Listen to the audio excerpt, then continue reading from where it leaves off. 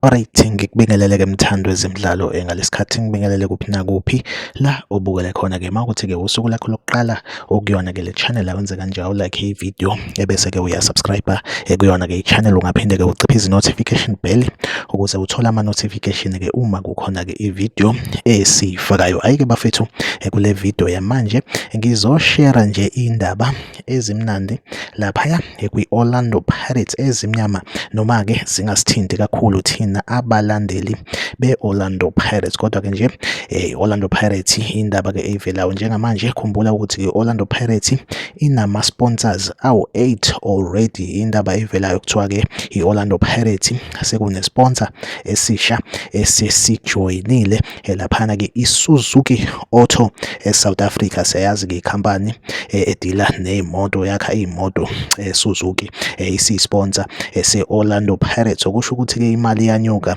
lapha kuloya mndeni we-Orlando Pirates. Okungenzeka nemali yabadlali ithi ukwehluka futhi kancane impela-ke nje. Iyona update ebengizoyishare nje okwamanje. Like ividiyo, usubscribe kwi-channel, mina nawe ngizohlezi ngikhona ngulethela-ke ezemidlalo, ikakhulukazi ey'phathelene-ke nawo-ke ama-transfers kwi-Betway Premiership. Okwamanje-ke ividiyo yethu asibambe la, nisale kahle.